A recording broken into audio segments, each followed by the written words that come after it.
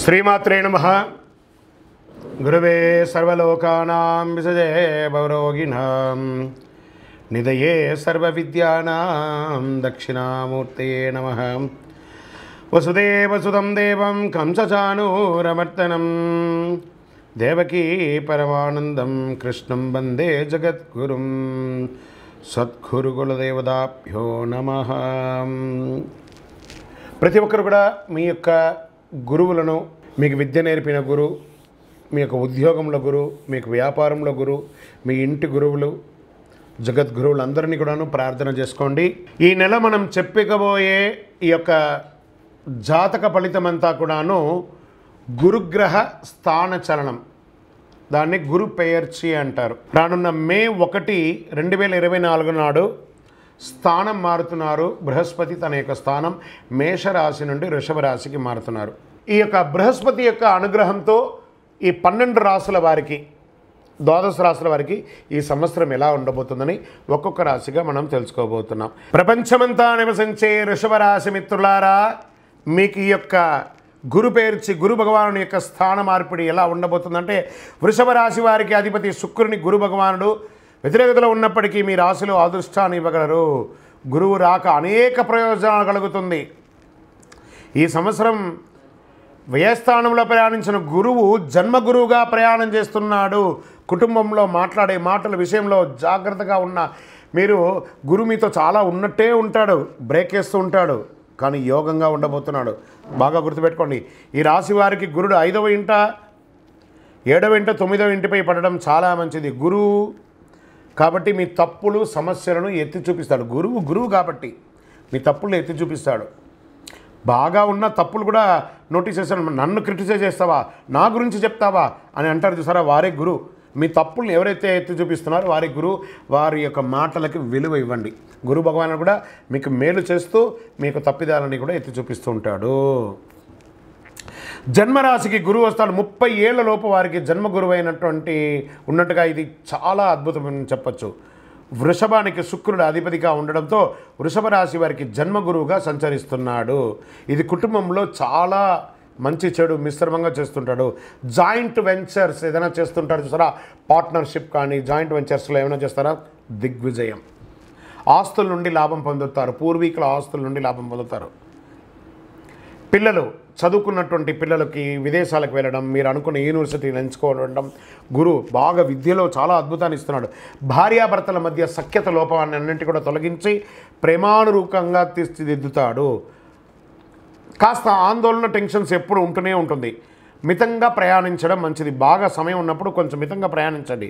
గురు సంచారంలో 3 వంతుల వరకు credit, work సంబంధిత విషయాలు సమస్యలు ఉంటాయి.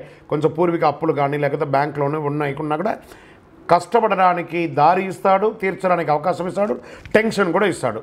ఇది మిమ్మల్ని కొంచెం రాటు తేలేటట్టుగా మిమ్మల్ని ట్యూన్ చేసేటట్టుగా చేస్తుంది. డబ్బు, వస్తువు, విలాసం వంటి వాటిపై ఆసక్తి లేకుండా ఉంటే మంచిది. గురువు తెలియజేసే విషయాలను అర్థం చేసుకుంటే అది ప్రయోజనకరంగా ఉంటుంది. వృషభ రాశి వారికి ఉమ్మడి వ్యాపారాలు అభివృద్ధి పొందుతాయి. స్థానిక ఆస్తుల ద్వారా ఆదాయం పెరుగుతుంది. భూమి ద్వారా ఆదాయం పెరుగుతుంది. భార్యాభర్తల మధ్య అద్భుతంగా ఉంటారు.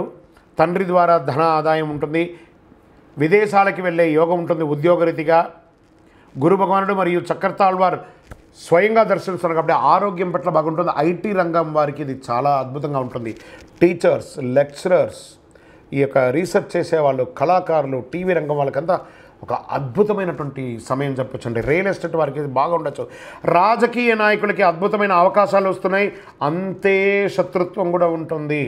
జాగ్రత్త సుమి, జాగ్రత్త. అద్భుతమైనట్టు ఉంటుంది. ఆ గురు పేర్చి రోజు, ఆ గురు భగవానుడు స్థానం మారే యొక్క పర్వదినం రోజు మే 1వ తారీఖున అవకాశం ఉంటే మీ వయసు ఎంత ఉందో అన్ని దీపాలు ఆ యొక్క దేవాలయంలో వెళ్ళి స్వయంగా మీరు దీపం ముట్టించండి. సంవత్సరానికి ఒక్కసారి జరిగే యొక్క ఫలితం చాలా అద్భుతంగా ఉంటారు. వారి వారి జాతకంలో ఉన్నటువంటి దశాబుద్ధుల గ్రహాల ద్వారానే జాతకం మారుతుంది అని కూడా చెప్పడం జరుగుతుంది. ఓకే, ఈ గురు భగవానుడు అంటే ఎవరు?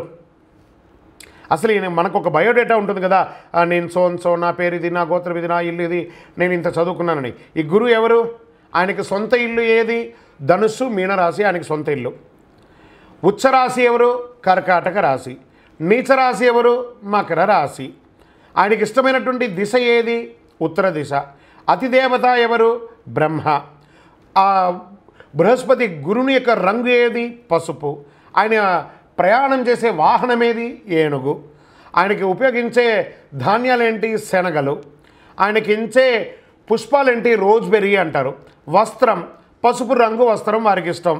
వారు ధరించే రత్నం ఏంటి? పుష్యరాగం, కనక పుష్యరాగం. వారికి ఇచ్చే నివేదన ఏంటి? శనగల పొడితో తయారు చేసిన అన్నం చాలా ఇష్టం వారికి. వారికి ఇచ్చే లోహం ఏంటి? బంగారం. ఆయన యొక్క జాతి ఏంటి? మగ జాతి. ఆయన యొక్క అవయవం ఏంటి?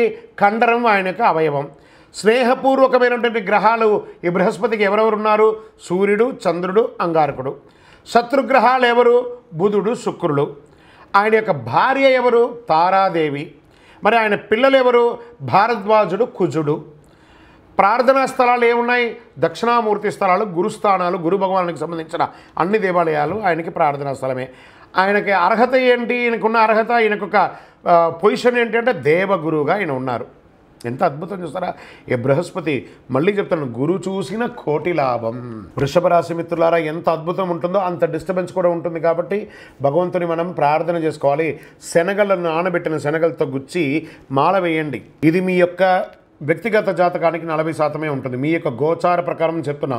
మీ యొక్క సంపూర్ణ జాతకం తెలుసుకోవడానికి మీ పరిసర ప్రాంతాల్లో ఉన్నటువంటి సద్గురువులను సంప్రదించి వారి ద్వారా జాతకం తెలుసుకోండి. లేదా మా ద్వారానే తెలుసుకోవాలనుకుంటే మా ఈ నంబర్కి మీ పేరు, date of birth, time of birth, place of birth WhatsApp చేయాలి. కాల్ చేయకూడదు.